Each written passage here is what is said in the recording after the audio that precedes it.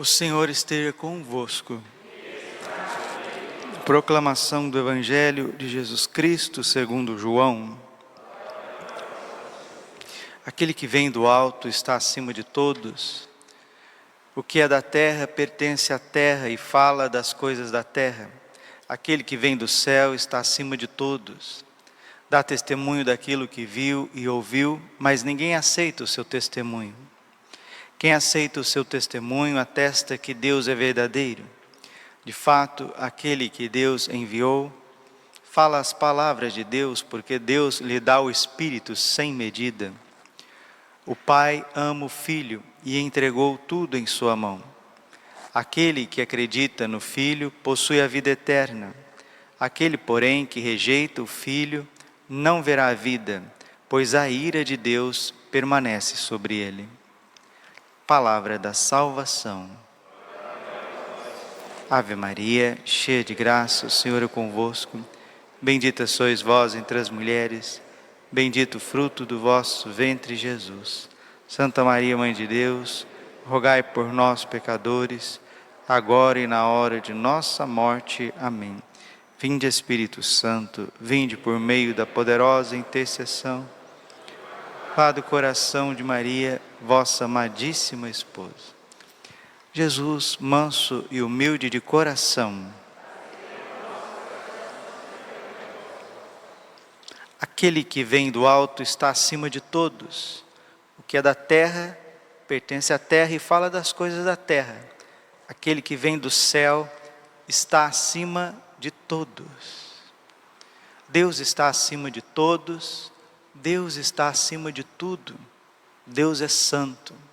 Santo significa isso, sanctus, separado. Deus está separado do universo. Ele não se confunde com a matéria. Deus é santo, santo, santo e digno de todo louvor, digno de toda confiança. Aquele que vem do céu está acima de todos. Dá testemunho daquilo que viu e ouviu, mas ninguém aceita o seu testemunho. Quem aceita o seu testemunho atesta que Deus é verdadeiro. Deus é verdadeiro e Deus só nos comunica a verdade no seu amor. Deus é digno de fé. Nós precisamos, todos nós, todos os seres humanos, precisam abrir o coração àquilo que pode nos salvar. O que nos salva, Padre? Somente o Evangelho pode nos salvar. A religião judaica estava decrépita, estava envelhecida no seu legalismo e nas suas injustiças. Deus visitou, não mais através de um profeta, o último foi São João Batista, o maior de todos os profetas, mas através do próprio Filho. O próprio Deus se fez homem para instruir os homens, para educar os homens, para curar os homens, para nutrir o coração do ser humano com a sua palavra, com a sua presença. Deixou uma igreja na face da terra, una, santa, católica e apostólica. Derramou o Espírito Santo em Pentecostes sobre a Virgem e os apóstolos e enviou os apóstolos em missão a todas as nações. Aquela pesca milagrosa que vimos em João capítulo 21, quando Jesus pediu para eles jogarem a rede, e eles jogaram a rede e vieram 153 grandes peixes. São João faz questão de colocar o número exato de peixes. 153 eram os povos conhecidos da época. E Jesus já tinha dito aos apóstolos: vocês que deixaram tudo, eu vos farei pescadores de homens. Eles eram pescadores simples da Galileia, e o Senhor os transformou em pescadores de homens. Agora, como que o maior império que houve sobre a face da terra, que é o Império Romano, como que o império se curvou diante de 12 homens simples, 12 galileus, homens rudes, sem instrução, sem cultura, sem formação. Malemar, como diz o ditado, falava o dialeto deles. e um império que não se curvava diante de nada e nem de ninguém, até os próprios deuses estavam a serviço dos imperadores, vão se curvar diante de homens simples, mulheres, discípulas simples, que tinha como força a verdade, como força o amor. E é assim que a igreja precisa continuar o seu caminho.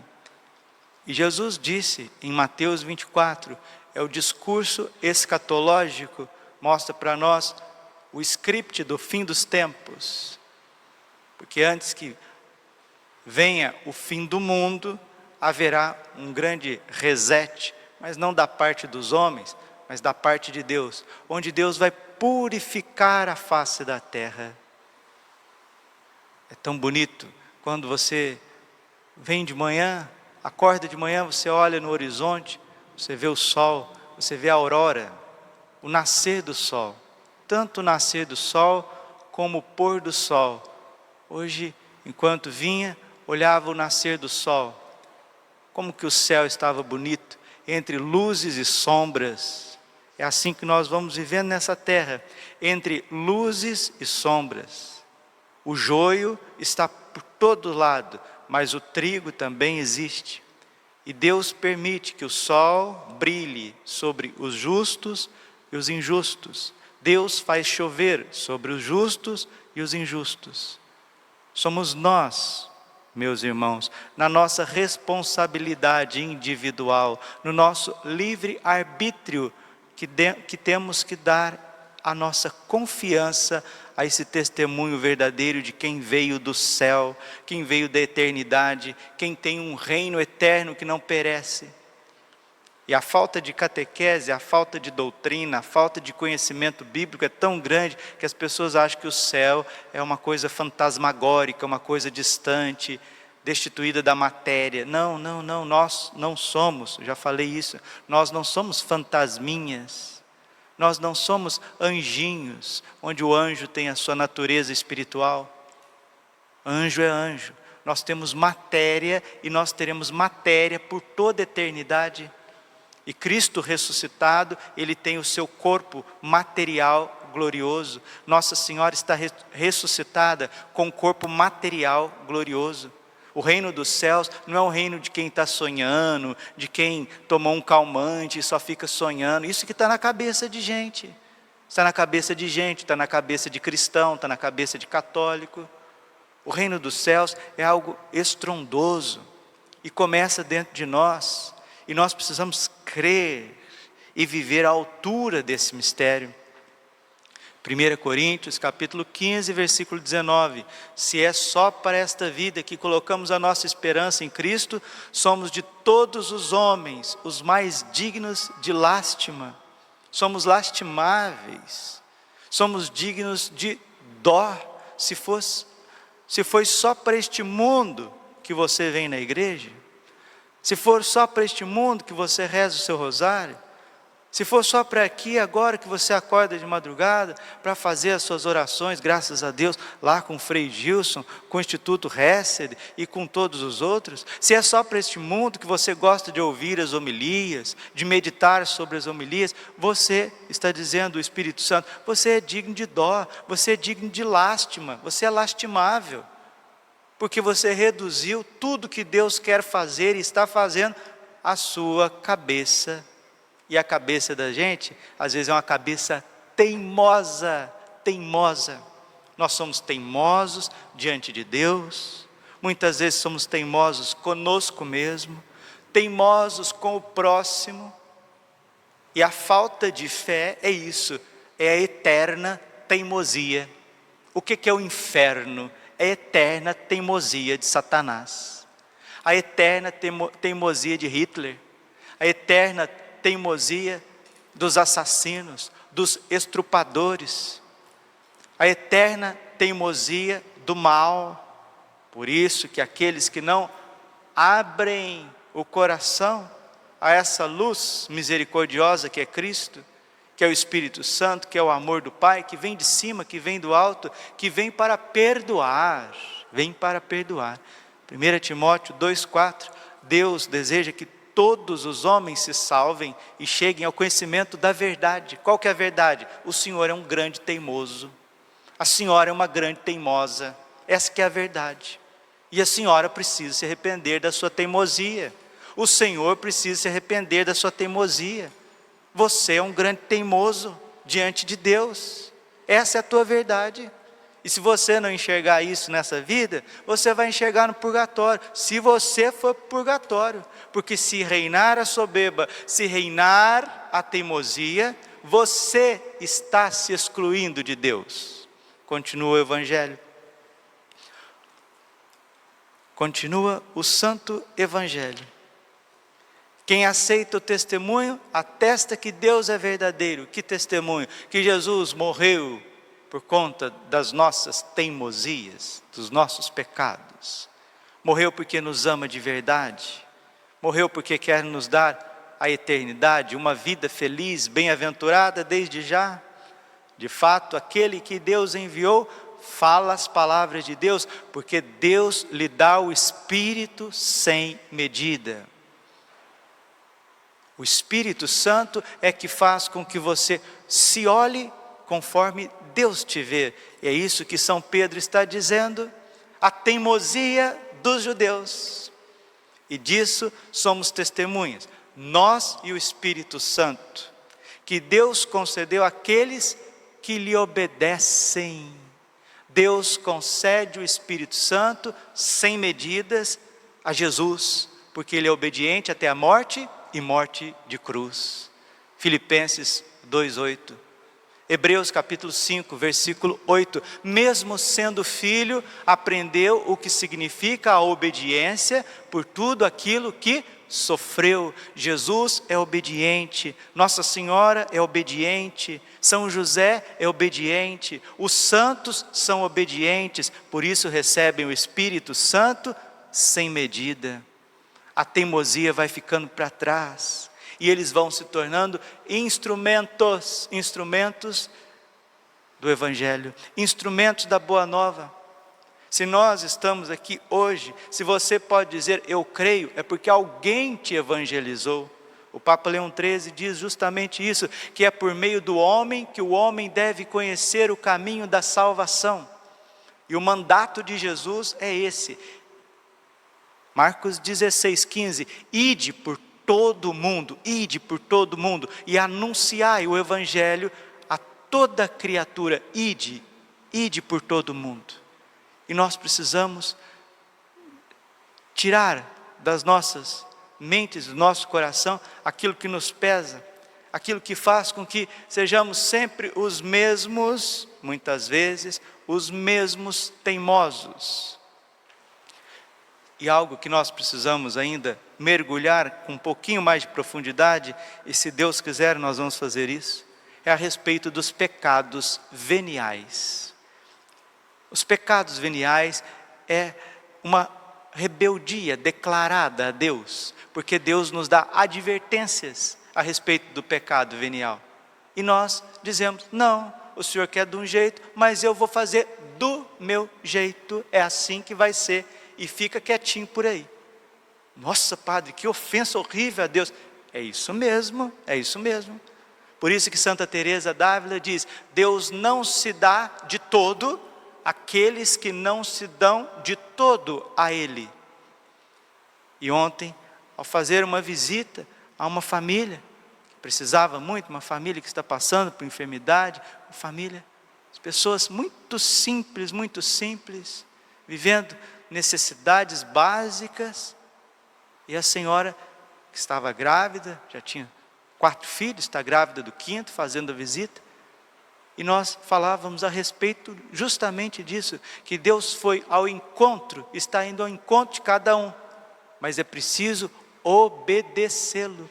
E a senhora disse, na simplicidade dela, é isso mesmo, padre, nós temos que obedecer, é nas pequenas coisas, ela disse isso.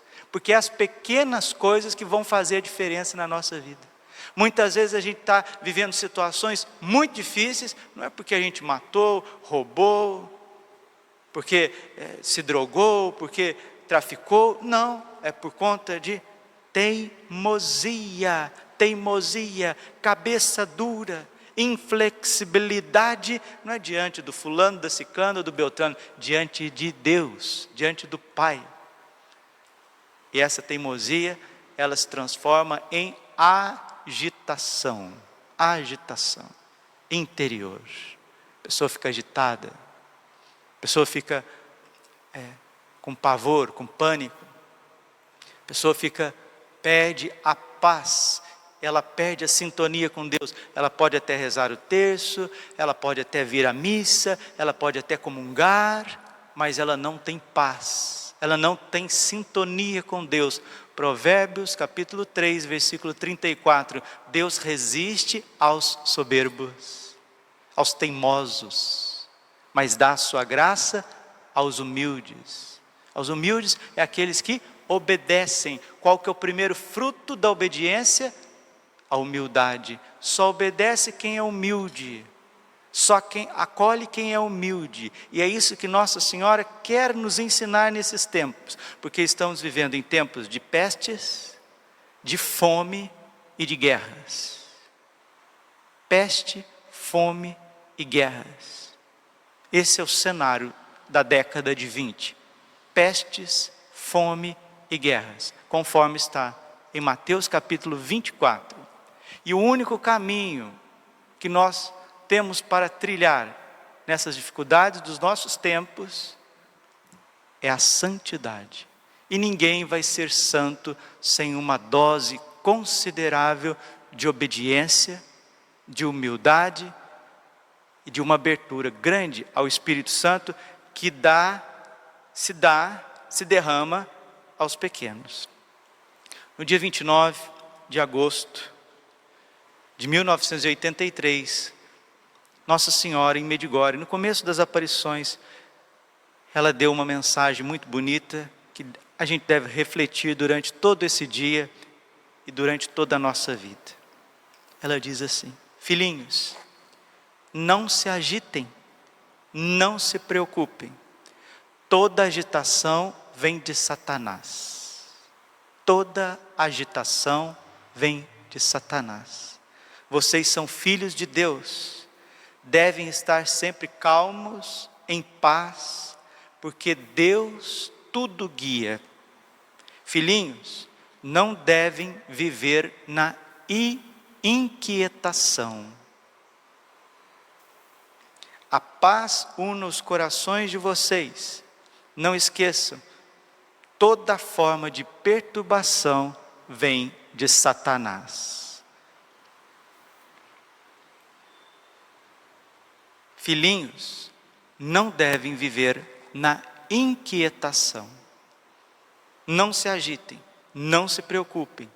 Toda agitação vem de Satanás. São Paulo, quando ele vai falar aos filipenses, ele está preso, está sendo torturado, está passando por grandes provações, está doente, está com fome, está com uma pressão psicológica tremenda.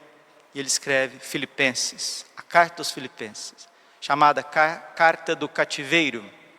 Filipenses era a comunidade preferida de São Paulo. E no capítulo 4, versículo 4, ele diz: alegrai-vos no Senhor. Repito, alegrai-vos. Não vos inquieteis com nada. Não vos inquieteis com nada. Isso é fruto da obediência. E deixa eu ser mais claro, mais prático, e a gente termina. Obediência significa quando você vai fazer uma confissão e o sacerdote te dá um mandato da vinda de Deus, que vem da boca de Deus. Você ouve aquilo e não obedece. Que clareza! O padre falou na confissão, o diretor falou na direção. Você foi rezar, você pegou a Sagrada Escritura, você foi meditar no seu quarto diante do Santíssimo, Deus te falou. E você continua resistindo, você continua teimando. Isso leva à agitação, à perturbação, e aí onde as pessoas começam a entrar no caminho do pecado. Aí vem os pecados mais graves, as iras, as rixas, os ciúmes, as tristezas, o ódio, os julgamentos, a pornografia, a fornicação, o adultério. porque a raiz está tudo ali, numa teimosia contra Deus. E o Evangelho hoje, ele termina dizendo isso, que aqueles que resistem à ação de Deus, aqueles que resistem ao amor de Deus, aqueles que resistem a esse amor manso, humilde, terno de Jesus, a ira de Deus permanece sobre eles.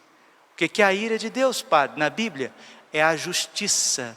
Se você não quiser entrar pela porta da misericórdia, que é a porta da humildade, da obediência, a porta da mansidão, da serenidade, do voltar atrás diante do nosso Senhor e Deus, você vai ter que passar na porta da justiça. E não é porque nós dois estamos aqui, nós 3, nós 10, nós 1000, que nós somos, eu sou padre, vocês são batizados, que está tudo resolvido, agora eu morro, vou para o céu, está tudo certinho. O Papa Inocêncio III, que foi um dos melhores papas da igreja, apareceu a Santa Lutgarda na sua cela pedindo oração, porque estava queimando no purgatório.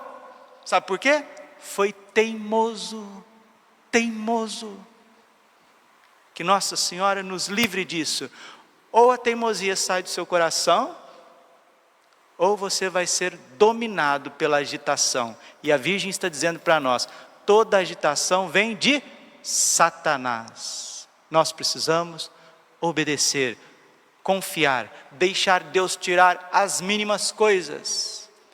O padre Rodolfo Komerek, que é um padre salesiano polonês que trabalhou no Brasil, está em processo de beatificação da diocese de São José dos Campos, São Paulo. Dom Milton conheceu o padre Rodolfo Komerek. Dom Milton sempre dizia isso para mim, lá no seminário, para nós, que a santidade consiste numa multidão de pequenas coisas. Padre Rodolfo Komerek, a santidade consiste numa multidão de pequenas coisas. E o eclesiástico diz, aquele que descuida das pequenas coisas, cairá pouco a pouco. E Jesus disse a São Dionísio Areopagita, que aqueles que não evitam o pecado venial, ele não preserva do pecado mortal. Às vezes a gente pode ficar a vida inteira dentro da igreja, do mesmo jeito. Isso é sinal de resistência ao Espírito Santo. Que isso não aconteça conosco. Glória ao Pai, ao Filho e ao Espírito Santo, como era no princípio, agora e sempre. Coração imaculado de Maria, confiança, saúde e vitória.